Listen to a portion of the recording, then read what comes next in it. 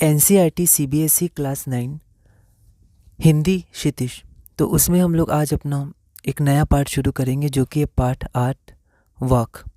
ये ललदेव ने लिखा है और ये जो वाक है वो जैसे दोहे होते हैं, पद होता है, सेवैये होते हैं, वैसे ही वाक होता है। ये भी एक कविता है जिन्हें ललदेव लिखे हैं। तो सबसे पहले हम लोग ये जो कवयित्री हैं इनका परिचय देख लेते हैं। ललदेव का जन्म सन 1320 के लगभग माना जाता है। कश्मीर में इनका जन्म हुआ था।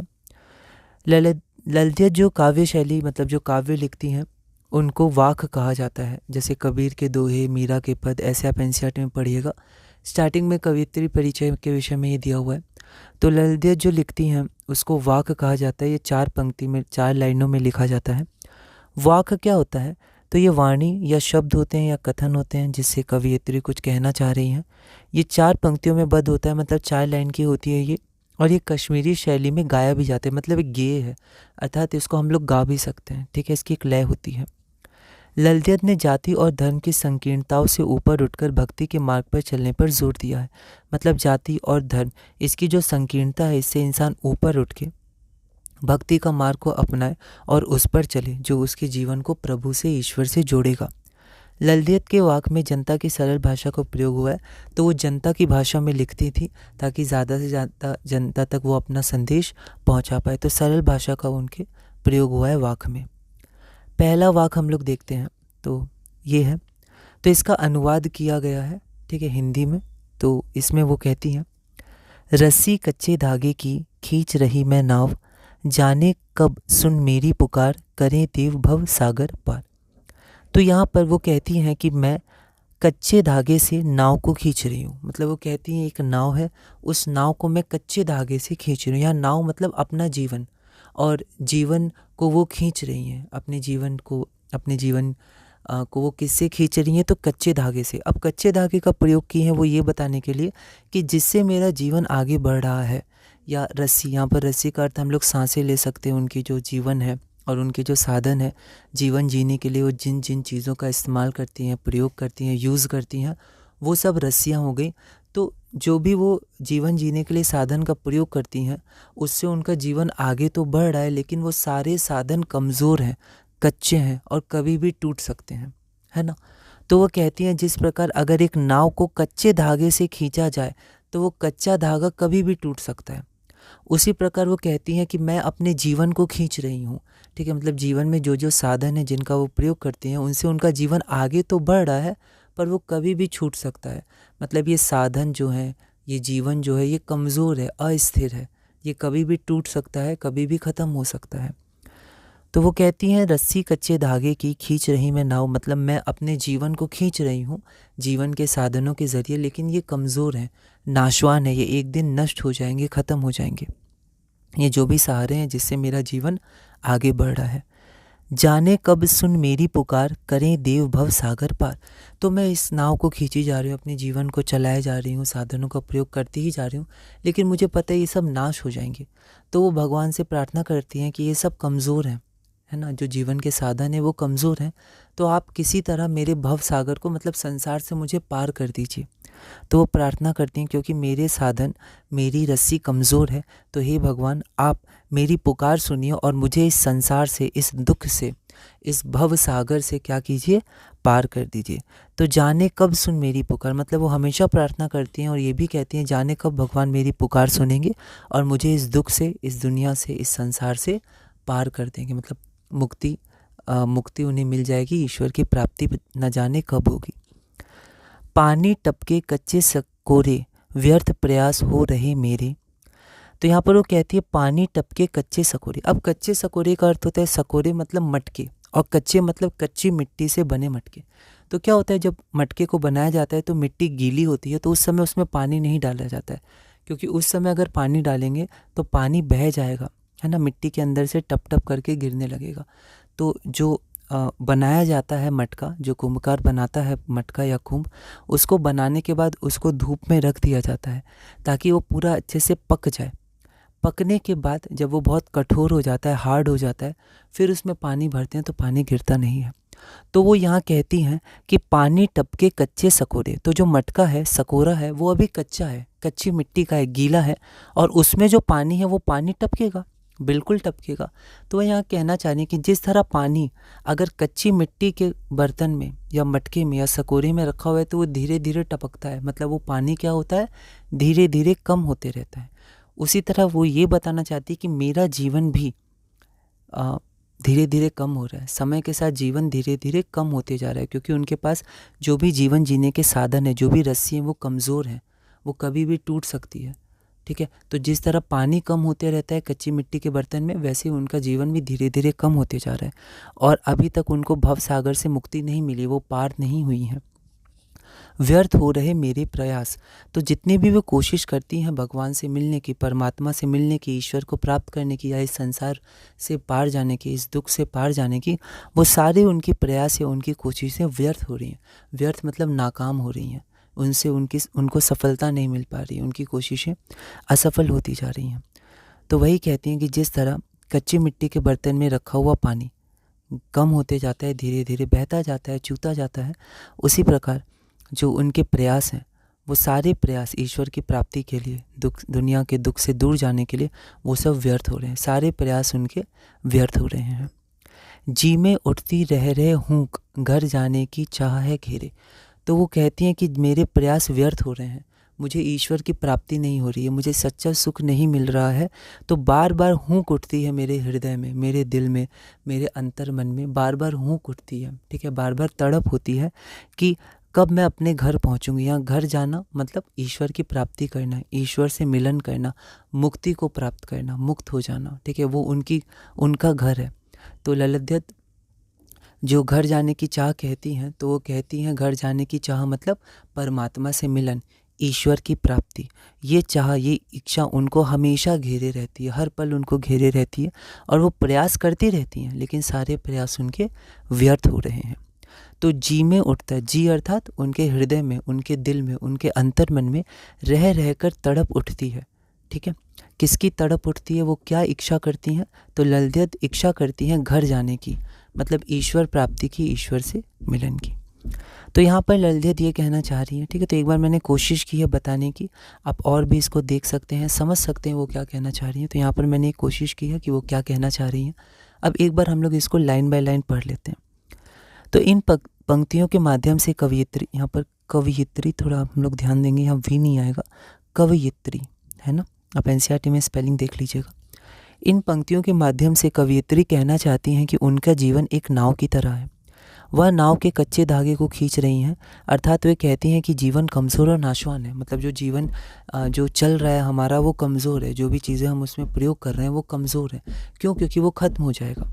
हमें इस जीवन में ईश्वर की प्राप्ति करना चाहिए, जो हम नहीं कर रहे हैं।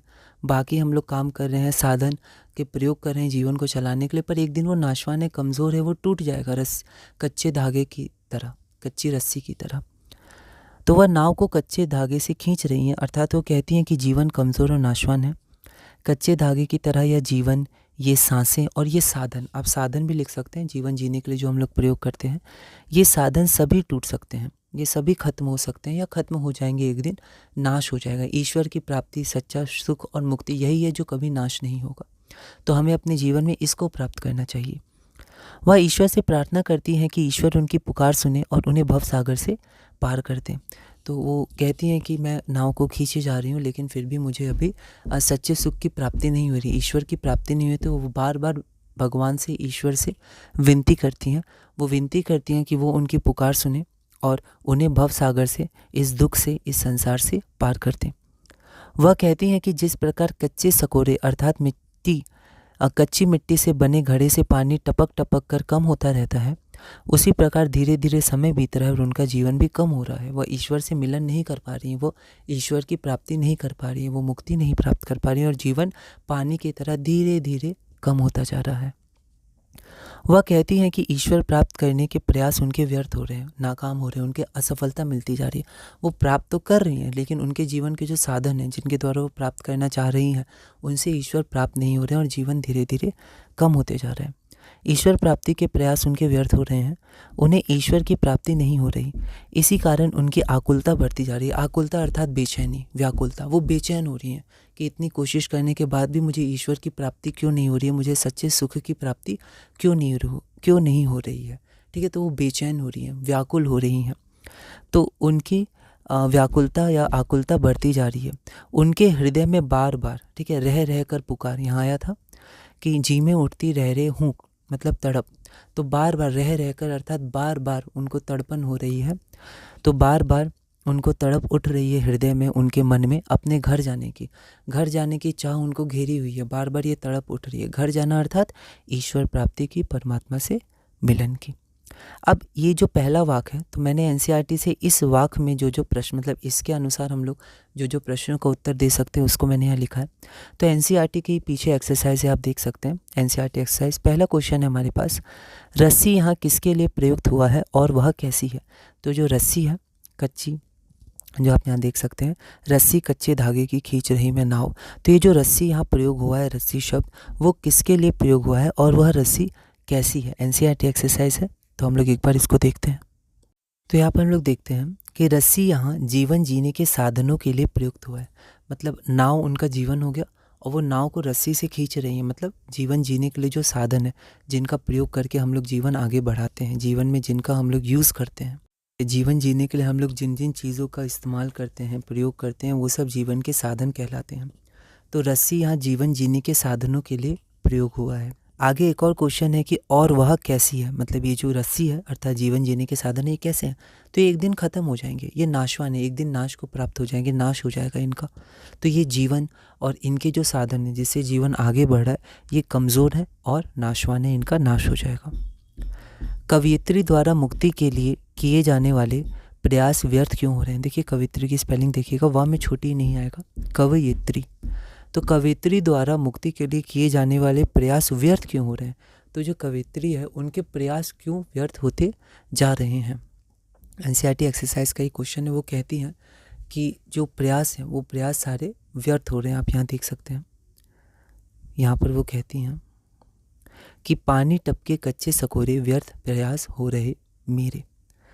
तो यहाँ पर हम लोग इसको एक बार देखते हैं कि कवयित्री द्वारा, तो हम लोग पहले क्वेश्चन से आंसर बनाएंगे। इंग्लिश में, एसएसटी में, हर जगह ये इंपॉर्टेंट है। क्वेश्चन से आंसर हमेशा नहीं बनाते हैं हम लोग, कभी कभी अलग तरह से भी शुरू करते हैं, कभी कभी लास्ट में हम लोग लिखते हैं, पर यहाँ पर हम लोग शुरू में देख सकते हैं।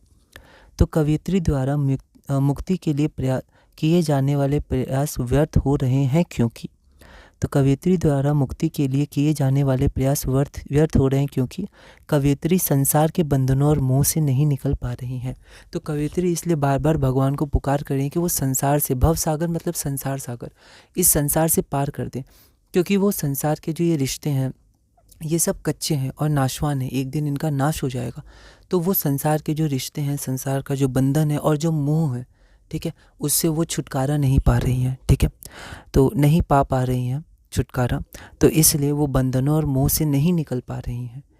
इसलिए उनके सारे प्रयास व्यर्थ हो रहे हैं। वो अभी पूरी तरह से ईश्वर में नहीं डूब पा रही हैं, ईश्वर को प्राप्त नहीं कर पा रही हैं।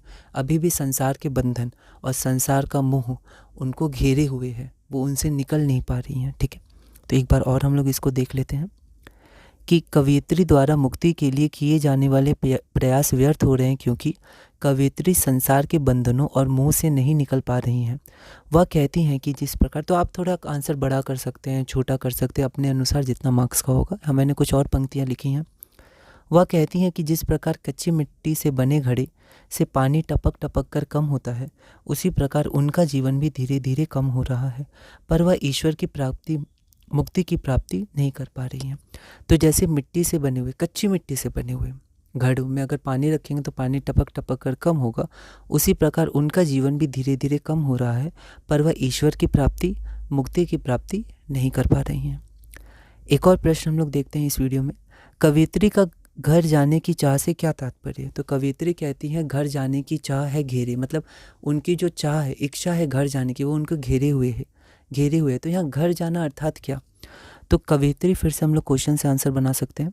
कवयित्री का घर जाने की चाह से तात्पर्य है ईश्वर की प्राप्ति अर्थात परमात्मा से मिलन। वो परमात्मा से मिलन अर्थात ईश्वर की प्राप्ति करना चाहती हैं। मुक्ति की प्राप्ति भी आप लिख सकते हैं। तो लिखने पे हमें ध्यान देना है। हम समझ तो जाते हैं पर हिंदी में हम लोग को अच्छे से लिखना है। वैसे हम लोग हिंदी लिख सकते हैं पर ऐसा नहीं कि हम लोग कुछ भी लिख के बहुत सारी लाइनें भर दें। बहुत ही अच्छे से और अच्छे अच्छे हिंदी के शब्दों का प्रयोग हमें करना है। जो कठिन हिंदी होती है, शुद्ध हिंदी के शब्द थोड़े थोड़े होते हैं, उनका प्रयोग करना है और फिर हमें लिखना है, ठीक है। तो जिससे अर्थ मिले और एक ही चीज़ को हम लोग बार बार, क्योंकि हिंदी हम लिख सकते हैं तो ऐसा नहीं एक ही चीज़ को बार बार लिख के बस हम लोग लाइन भरते जाएं, ऐसा नहीं। अच्छे शब्दों का प्रयोग करना है, एक प्रॉपर वे में लिखने की कोशिश करना है। उसके लिए हमें हिंदी रीडिंग करनी है। क्वेश्चन आंसर्स अलग अलग जगह से आप रीडिंग कर सकते हैं, देख सकते हैं, सुन सकते हैं, प्रैक्टिस कर सकते हैं। स्पेलिंग्स सब पे ध्यान दीजिएगा। तो इस वीडियो में हमने ललित के द्वारा लिखा गया वाक 1 इसके बारे में चर्चा की। अगली वीडियो में हम लोग वाक 2 देखेंगे और धीरे धीरे इसी तरह क्लास 9 क्षितिज NCERT CBSE में आगे बढ़ेंगे।